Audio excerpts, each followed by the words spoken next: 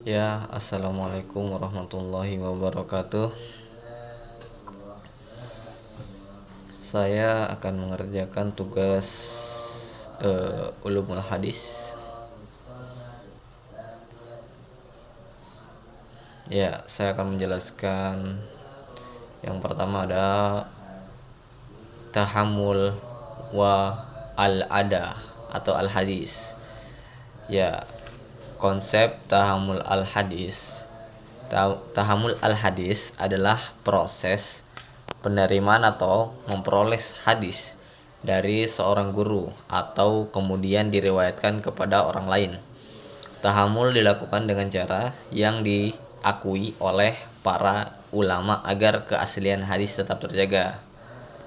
Nah, ada konsepnya al-ada al-hadis. Al-ada al-hadis adalah proses penyampaian atau meriwayatkan kembali hadis yang telah diterima kepada orang lain dengan lafaz yang benar dan sesuai dengan yang diterima dari guru. Syarat-syarat perawi. Seorang perawi hadis harus memenuhi beberapa syarat berikut. Yang pertama tuh agamanya Islam. Kedua, balik dan berakal. Ketiga, adil, memiliki akhlak yang baik dan tidak fasik. Yang keempat, zabit, memiliki hafalan yang kuat dan juga catatan yang terjaga dengan baik. Teliti dan jujur dalam meriwayatkan hadis. Nah, ada beberapa bentuk-bentuk periwayatan hadis atau tahammul. Yang pertama, as-sama, murid mendengar langsung dari guru.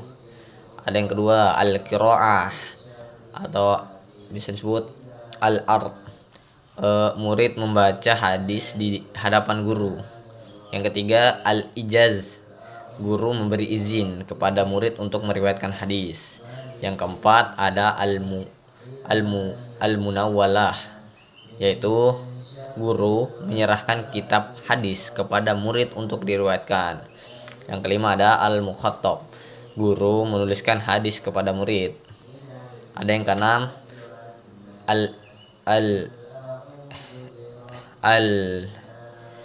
al-ilam, guru memberitahukan bahwa hadis tersebut adalah riwayatnya. Yang ketujuh ada al-wasiyah, guru mewasiatkan kitab hadis kepada murid. Ada kedelapan al-wijadah, seseorang menemukan catatan hadis tanpa bertemu langsung dengan penulisnya. Nah, sekarang al-jar wa at-tadil. Ya, konsep jar adalah penilaian negatif terhadap seseorang perawi karena terdapat kelemahan yang dapat menyebabkan periwayatannya ditolak atau diragukan. Nah, ini dia konsep ta'dil. Ta'dil adalah penilaian positif terhadap seseorang perawi yang menunjukkan bahwa ia adil, terpercaya dan kuat hafalannya sehingga hadisnya dapat diterima. Ada beberapa cacat hadis. Beberapa sebab hadis menjadi lemah antara lain adalah: yang pertama, perawinya tuh berdusta. Kedua, perawi sering lupa. Ketiga, hafalannya buruk. Keempat, mungkin perawinya fasik. Kelima, sanadnya terputus. Keenam, terdapat kejanggalan yang syadz terlihat. 7, memiliki cacat tersembunyi, ilat namanya. Nah, di sini ada lafal maratib dan jarh dan ta'dil. Lafaz ta'dil dari tertinggi ke rendah, yaitu paling terpercaya, sangat terpercaya dan kuat hafalannya, terus terpercaya, lalu jujur namun hafalannya di bawah. Terus ada terus berikutnya tidak mengapa atau dapat diterima. Nah, lafal dari ringan ke berat dia.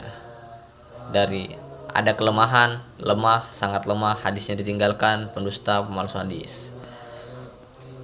Nah, selanjutnya kitab hadis dan mukharrij. Nah, konsep kitab hadis.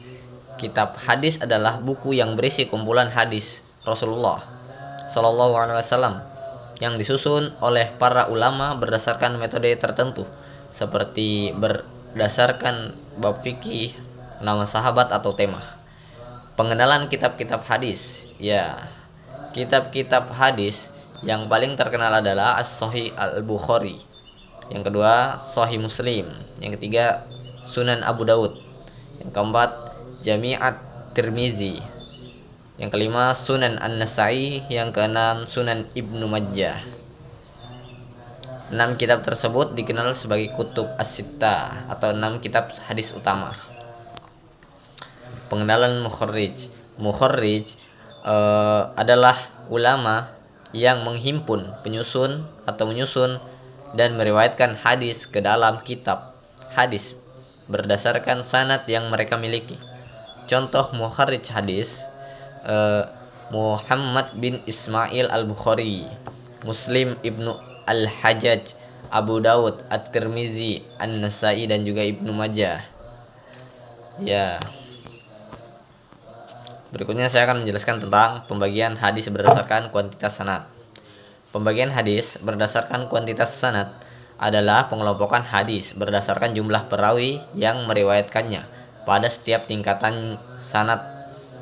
Berdasarkan jumlah perawinya, hadis dibagi menjadi 2, yaitu hadis mutawatir dan juga hadis ahad. Nah, yang pertama, konsep hadis mutawatir. Hadis mutawatir adalah hadis yang diriwayatkan oleh banyak perawi pada setiap tingkatan sanad, sehingga menurut kebiasaan mereka mustahil bersepakat untuk berdusta. Karena diriwayatkan oleh banyak orang yang terpercaya, hadis mutawatir memberikan keyakinan yang pasti, ilm al-yakin. Macam-macam hadis al-mutawatir. Mutawatir lafzi, yaitu lafaz dan makna hadis yang sama dalam setiap riwayat. Ada mutawatir maknawi, yaitu lafaz berbeda tetapi memiliki makna yang sama. Kedua, konsep hadis ahad. Hadis ahad adalah hadis yang jumlah perawinya tidak mencapai derajat mutawatir. Meskipun demikian, hadis ahad tetap dapat dijadikan hujjah apabila memenuhi syarat hadis sahih atau hasan. Macam-macam hadis ahad. Ada hadis masyhur, diriwayatkan oleh 3 orang atau lebih pada setiap tingkatan sanad, tetapi belum mencapai derajat mutawatir. Ada hadis aziz, diriwayatkan oleh minimal 2 orang perawi pada setiap tingkatan sanad. Ada hadis gharib, diriwayatkan hanya oleh 1 orang perawi pada salah satu tingkatan sanad. Syarat-syarat dan ketentuan hukum. Syarat hadis mutawatir. Pertama, diriwayatkan oleh banyak perawi pada setiap tingkatan sanad. Jumlah perawi tersebut mustahil bersepakat untuk berdusta.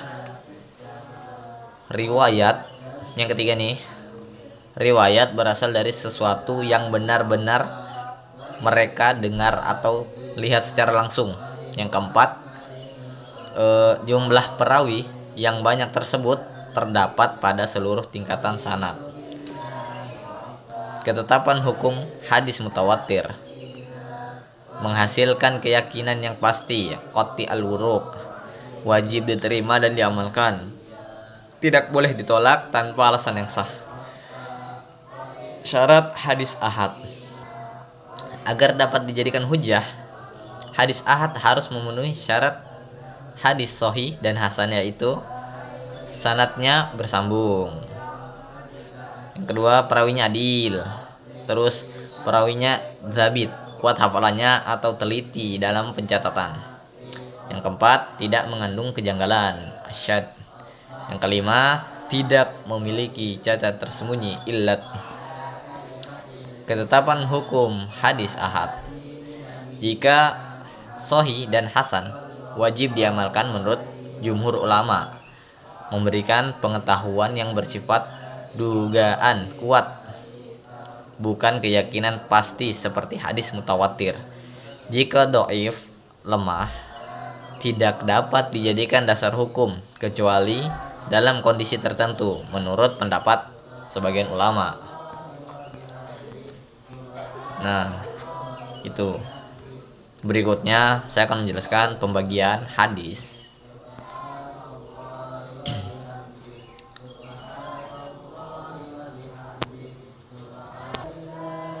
Ya, saya akan menjelaskan pembagian hadis berdasarkan kualitas sanad. Yang berikutnya ini.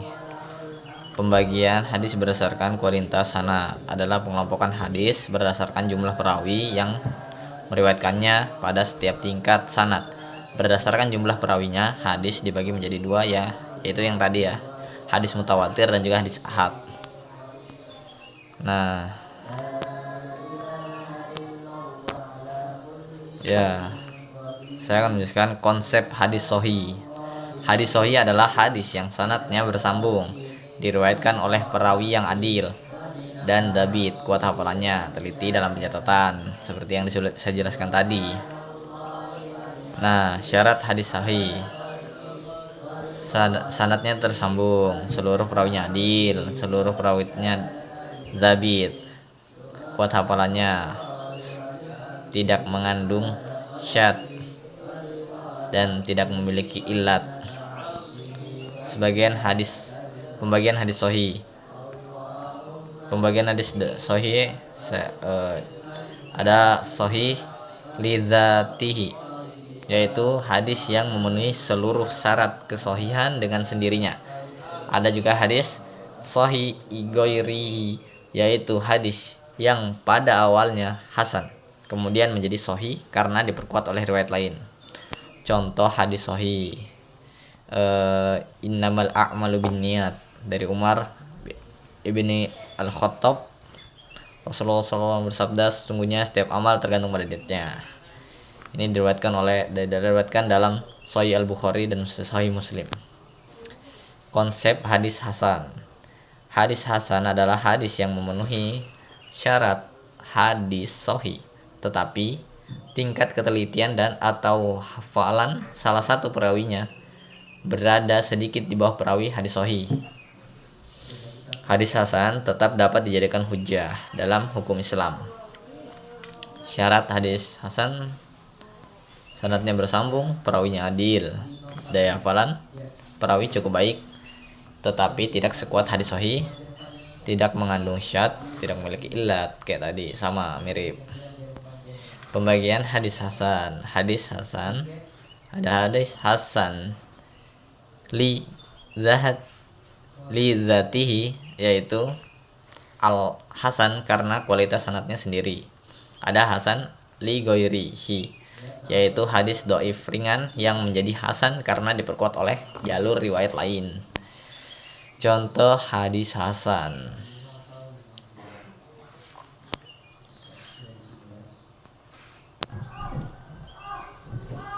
hadisnya itu bacanya da'ah ma yari buka ila ma la yari buka, tinggalkanlah sesuatu yang meragukanmu kepada sesuatu yang tidak meragukanmu. Hadis ini dinilai hasan oleh banyak ulama hadis. Konsep hadis dhaif. Hadis dhaif adalah hadis yang tidak memenuhi satu atau lebih syarat hadis sahih maupun hadis hasan. Kelemahannya dapat disebabkan oleh sanad yang terputus atau perawi yang lemah, atau adanya cacat dalam sanad maupun matan. Syarat hadis dhaif. Suatu hadis menjadi dhaif apabila sanadnya terputus, salah satu perawinya tidak adil, hafalannya perawinya lemah, mengandung syad atau memiliki illat. Pembagian hadis dhaif. Beberapa jenis hadis dhaif antara lain adalah mursal, sanad terputus, dan tabi'in, munqati, sanad terputus di salah satu bagian. Mudhal, dua periwayat berturut-turut gugur. Mu'alaq, awal sanad terputus. Matruk, diriwayatkan oleh perawi yang ditinggalkan. Munkar, bertentangan dengan riwayat perawi yang lebih kuat. Contoh hadis dhaif. Atolabu ala talabul ilmu walau bisin, tuntutlah ilmu walaupun sampai ke negeri Cina. Hadis ini sangat populer, tetapi mayoritas ulama hadis menilai sanadnya lemah, dhaif, sehingga tidak dijadikan sebagai dalil utama dalam penetapan hukum. Ya, saya akan menjelaskan sekarang pembagian hadis berdasarkan tempat standarnya. Pembagian hadis bersandarkan tempat sandarannya adalah pengelompokan hadis berdasarkan kepada siapa perkataan, perbuatan atau ketetapan tersebut disandarkan. Berdasarkan hal ini, hadis dibagi menjadi hadis qudsi, hadis marfu', hadis mauquf, dan hadis maqtu. Pertama, saya akan menjelaskan konsep hadis qudsi.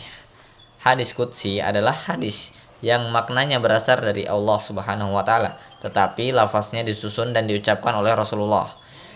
Berbeda dengan Al-Qur'an, hadis qudsi tidak termaksud bagian dari Al-Qur'an dan tidak dibaca sebagai ibadah dalam sholat. Syarat dan ketentuan hadis qudsi. Ya, kembali lagi, syarat dan ketentuan hadis qudsi. Makna berasal dari Allah Subhanahu wa taala. Lafaznya disampaikan oleh Rasulullah. Dinisbahkan kepada Allah, misalnya dengan ucapan Allah taala berfirman. 4. Tidak memiliki kemukjizatan seperti Al-Qur'an. Kualitas sanadnya dapat berupa sahih, hasan atau dhaif. Contoh hadis qudsi. Rasulullah SAW bersabda, Allah Ta'ala anhu berfirman, wahai hamba-hambaku, sesungguhnya aku telah mengharamkan kezaliman atas diriku dan aku menjadikannya haram di antara kalian, maka janganlah kalian saling menzalimi.